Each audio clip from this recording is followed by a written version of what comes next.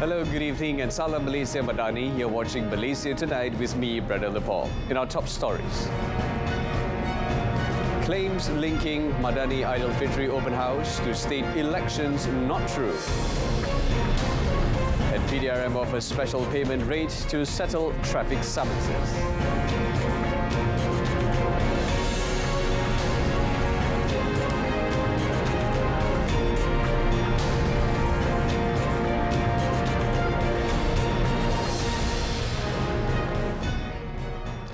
Datuk Seri Anwar Ibrahim today dismissed allegations that the government decided to hold the Malaysia Madani Fitri Open House in Kedah, Kelantan and Terengganu because these past-led states will be holding state election this year. The Prime Minister said many other states, including Selangor, would be holding similar events in conjunction with Fitri. Datuk Seri Anwar clarified this when he was asked about allegations that the government deliberately chose these states as they are controlled by the opposition and would be holding their state elections in the next few months. Yesterday, the Prime Minister's Department, JPM, announced that the Malaysia Madani Open House with the Prime Minister, in conjunction with Fitri 2023, will be held in 3 states, namely Kedah on 29 April, Kelantan 12 May, and Terengganu 13 May. JPM also said the Prime Minister was expected to attend 3 other open house events in Selangor, Penang and Negeri Sembilan. Earlier, Datuk Seri Anwar had performed Friday prayers together with the local community at Masjid Al-Salam in Petaling Jaya. He arrived at the mosque at about 1 p.m. accompanied by Taman Medan State Assemblyman Shamsul Firdaus Muhammad Subri. After performing the prayers led by the Mosque Dakwah Bureau Head Muhammad Firdaus Mahat, the Prime Minister mingled with the people before leaving the mosque at about 2:15 p.m. Most supermarkets in the East Coast still have sufficient supply of eggs of various grades ahead of the Hari Raya Fitri celebrations, which starts tomorrow. Domestic Trade and Cost of Living Minister Datuk Seri Salahuddin Ayub said KPDN took quick action to inspect several supermarkets and selected big supermarkets in Kelantan and Terengganu, following media reports on egg supply disruptions in the East Coast states prior to Fitri. In a statement today, he said the KPDN also regularly monitors the availability of eggs in 225 premises of dedicated distributor retailers throughout Kelantan. Based on statistics of egg supplies at these premises until 20th April, there was still a stock of 220,140 eggs of various grades in the market. In Terengganu, Datuk Seri Salahuddin said there are enough eggs in the main supermarkets and stores in smaller towns. He also said that there is a decline in demand for eggs as Ramadan bazaars have closed, and there will not be big orders from the baking industry for kueh, cakes and raya cookies. The minister also said the public, especially consumers in the East Coast, are advised not to panic and be prudent when buying eggs for use during the festive season to avoid any disruption to egg supply in the market. Meanwhile, Datuk Seri Salahuddin said several traders, including butchers at the Larkin Central Public Market, are fleecing consumers by selling imported buffalo meat, imported mutton and several other items above the ceiling prices set under the maximum price scheme in conjunction with the Fitri festival. Datuk Seri Salahuddin, who swooped down on the market today, said the price of imported buffalo meat should be sold at 20 ringgit per kilogram, but there are traders selling it at 24 ringgit per kg. He also said that there were also a few traders who still failed to put price tags on the goods sold, which is also an offence. Sepatutnya kalau warga asing datang, mereka datang ramai. Juallah pada harga yang ditetapkan oleh kerajaan. Jadi mereka masih boleh untung bila ramai yang datang berkunjung di sini dengan tidak mereka mengambil kesempatan. Saya akan fikirkan dan ambil tindakan tegas terhadap perkara ini dan pastikan harga kawalan dijual dengan harga yang telah ditetapkan.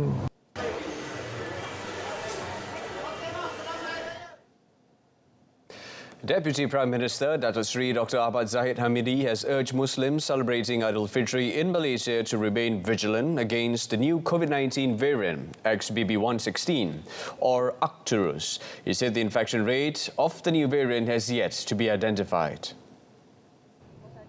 Saya fikir Ya, kita harus lebih berhati-hati kerana varian baru ni kita tidak tahu kaedah jangkitannya sebab ianya sangat terbuka dan sangat cepat jangkitannya. Saya harap kita lebih berhati-hatilah di samping kita bergembira. Speaking to reporters after visiting an Idul Fitri sailed in Jalan Tunku Abdul Rahman today, Dato Sri Dr. Ahmad Zahaid also advised those returning to their hometowns to be careful and focus while driving to avoid any untoward incidents. Checks by RTM at Jalan Tunku Abdul Rahman found that many people were shopping during the last day of Ramadan. The Deputy Prime Minister also spent time mingling with shoppers, taking selfies with visitors and traders. Deputy Prime Minister Dr. Sharif Adela Yusuf today also extended Idul Fitri wishes to all Muslims in the country who will celebrate the first of Shawwal tomorrow. Dr. Sharif Adela, who is also the Minister of Plantation, Industries and Commodities, in a message posted on his Facebook page said the arrival of Shawwal is the biggest victory for every Muslim who fasts properly throughout Ramadan. He said Ramadan teaches the meaning of gratitude, patience and sacrifice, as well as being grateful for the blessings that have been given and adopting simplicity in all matters. Dato Sri Fadila said Shawwal, on the other hand, teaches the meaning of sharing joy with our loved ones, strengthening existing relationships and renewing our spirit of brotherhood. For those who are returning to their respective hometowns, Dato Sri Fadila advised them to always be careful during their journey. The Deputy Prime Minister also prayed that this brotherhood spirit among Malaysians will last. Marilah kita bersama-sama menjalin silaturahim bersama-sama. The Royal Malaysia Police (PDRM) is offering a special settlement rate of 50 ringgit for every traffic summons issued in 2022 or earlier for 1 month, starting today until the 21st of May. Bukit Aman Traffic Investigation and Enforcement Department (JSPT) Director Dato Sri Kasim Karim said the special rate was implemented for the first time by PDRM so that the summonses for non-compoundable offences can be settled.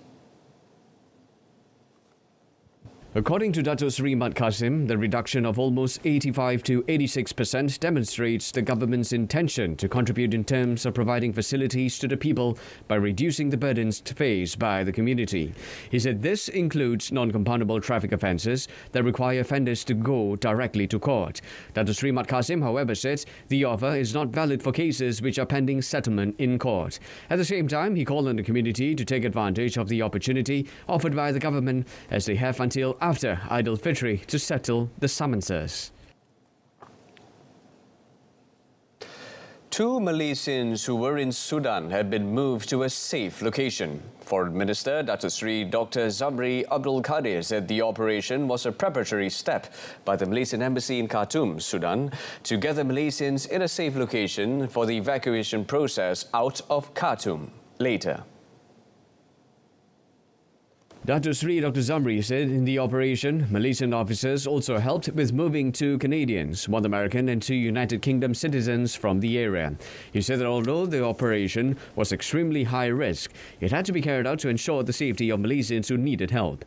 The situation in Sudan, especially in most locations in Khartoum, is getting worse all the time with the fighting between the Sudanese Armed Forces (SAF) and the Rapid Support Forces (RSF). Commenting further, Dato Sri Dr. Zamri said the situation in Sudan is very complex and frequently changing, with both warring parties still fighting. He said that the ceasefire that has been proposed several times by the United Nations, the African Union, the Organization of Islamic Cooperation, and the United States has not been observed by the warring parties.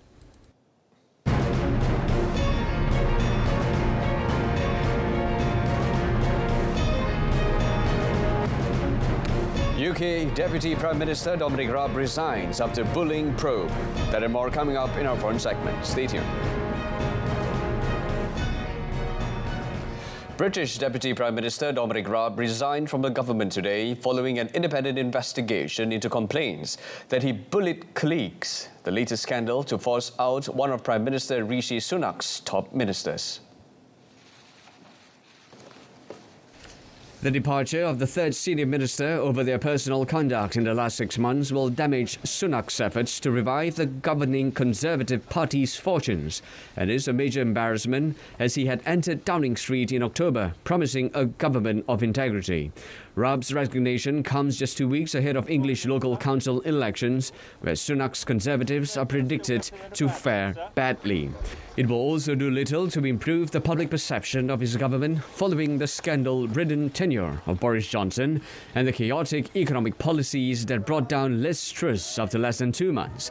Robb, who requested the investigation in November following formal complaints about his behavior by government officials, said he felt duty-bound to accept the outcome of the inquiry but also staunchly defended his conduct.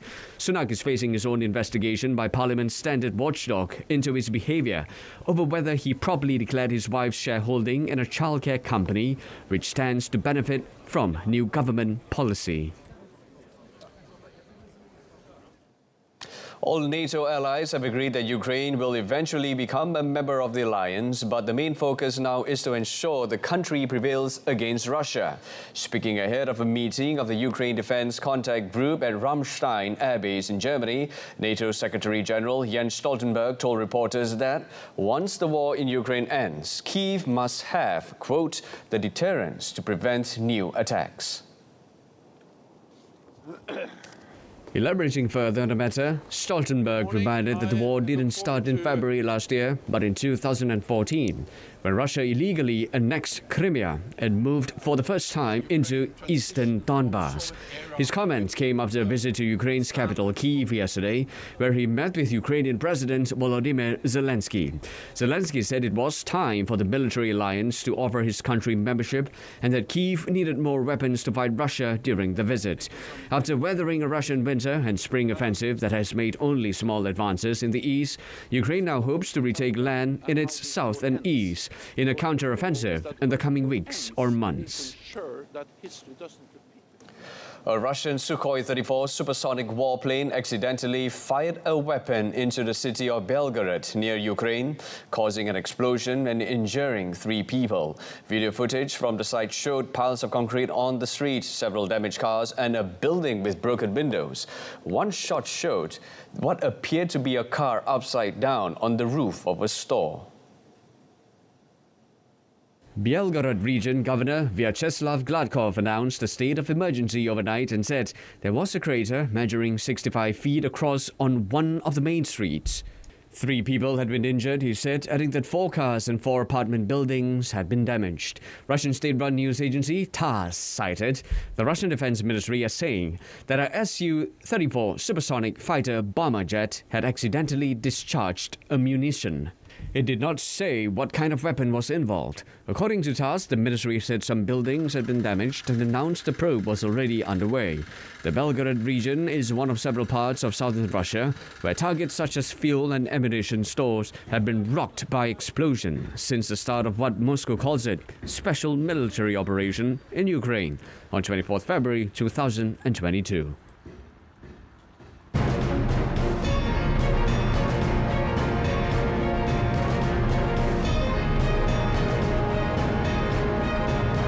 Sports, Muhammad Juwaidi enters Archery World Cup semis. Stay with us. National archer Muhammad Juwaidi Mazuki takes another step closer to winning a gold medal after reaching the semi-finals of the men's individual compound event at the Archery World Cup 2023 Stage 1 in Antalya, Turkey last night. According to the tournament's official website, Muhammad Juwaidi had no problem defeating India's Ojas Pravin Deotal in the quarterfinals after his opponent created a surprise by knocking out world number 6 archer Matthias Fullerton of Denmark in the 3rd round. The 32-year-old Malaysian, who is ranked 161 in the world, beat Deotal 150 to 148 and will face the world's 11th ranked archer from Slovakia, Josef Bozanski, in the semi-final stage tomorrow. If Muhammad Juwaidi, the winner of 2 gold medals of the 31st SEA Games in Hanoi, Vietnam last year, makes it to the final, he will be meeting either Mike Schlosser of the Netherlands or US archer Sawyer Sullivan, who will be battling into the other semi-final. Earlier, Muhammad Juwaidi rewrote his national record in the qualifying round on Wednesday when he collected a total of 714 points after 72 arrows, thus erasing the old record of 709 points created at the 2019 Asian Archery Championship. The national under-17 football squad had a fine tune-up for the under-17 Asian Cup Championships when they scored 5 victories in friendly matches during their training camp in Doha, Qatar. The squad under coach Osmera Omaro beat Al Arabia SC under-17 with a score of 4-2, followed by UMM Salal SC under-17 5-0, Al Grafa under-18 4-1, Al Marqiya SC under-17 7-0 and Al Duhail SC under-19 1-0. However, the Harimau Muda squad lost 1-0 to Academy Aspire under-17 in the final match at the Qatar University Training Centre, giving them a record of 21 goals for and 4 against in the friendlies. Osmera, in a statement today, said he was proud of the performance, discipline and commitment shown by his charges and coaching lineup throughout the 2-week camp. The Harimau Muda squad attended centralised training in Doha from 9th April until today to prepare for the Under-17 Asian Cup 2023, which begins in Thailand on 15 June. Malaysia, who are in Group A, will kick off their campaign against Yemen on 15 June, followed by Thailand 18 June and Laos 21 June. The top 4 teams in the Under-17 Asian Cup Championships will qualify for the Under-17 World Cup in Peru at the end of this year as representatives of the Asian Football Confederation. In European football, Italy's top sports body cancelled the decision to dock Serie A club Juventus 15 points in a case centred on the club's transfer dealings, ordering soccer authorities to hold a new hearing. Now, with 8 games left to play, the decision will leave Juventus from 7th to 3rd in the Serie A table, with 59 points, still 16 behind leaders Napoli, but back into the qualifying spots for the lucrative European Champions League. The ruling of Italy's Sports Guarantee Board came after Juventus appealed the sentence Italy's football court issued in January as it looked at the way the club and a number of other teams dealt with player exchange deals. The football court had also imposed bans from holding office in Italian football on 11 past 10 present Juventus directors, including former chairman Andrea Agnelli, a prominent member of the family controlling Juventus through their investment company. Partially accepting the Juventus appeal, the Sports Guarantee Board did not clear the club of wrongdoing, but it ruled that a football court made up of different judges should now hold new proceedings against Juventus and the directors and come up with a more appropriate punishment. However, Juventus also faced potential spotting penalties, including points deductions. In a separate case, Italy's Football Association, FIGC, is running into the club over alleged irregularities in their payments to players. FIGC wrapped up investigations last week and is expected to decide whether the club should face another soccer tribunal.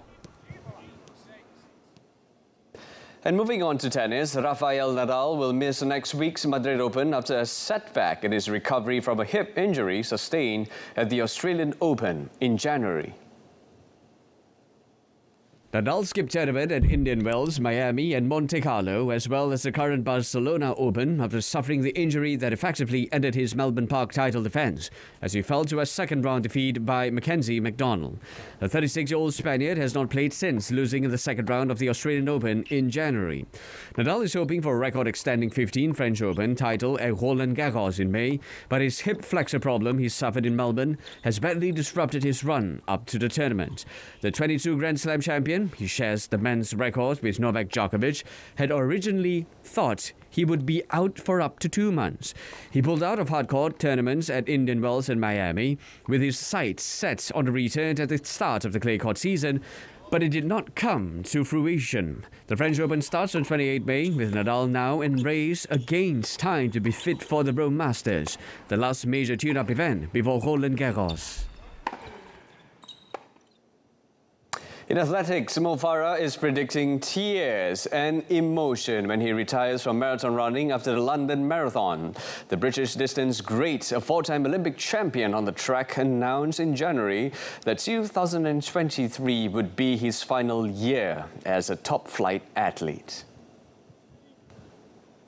Farah missed last year's edition with a hip injury, but the 40-year-old, who has been in training in Ethiopia, is now ready for one final appearance. Farah won gold in both the Olympic 5,000 and 10,000 meters at the 2012 Games in London, before retaining both titles in Rio 4 years later. But he failed to qualify for the COVID-delayed Tokyo Olympics, which took place in 2021, and has struggled with injuries. He said as an athlete, he'd always want to go out there and do the best he can, but the last 2 years, his body hasn't allowed him to do what he needed to do in training. On the marathon, fellow Kenyan Kelvin Kiptum and Ethiopia's Tamiral Tola are also among the favourites. Event director Hugh Brasher said environmental activist group Extinction Rebellion have agreed to help guard the London Marathon from disruption by protesters. Organisers are stepping up security to avoid protests after recent disruptions at the Grand National Horse Race and World Snooker Championship. About 750,000 people are expected to attend the race. And that wraps up Malaysia Tonight. A reminder of our top story. Claims linking Madani Open House to state elections not true.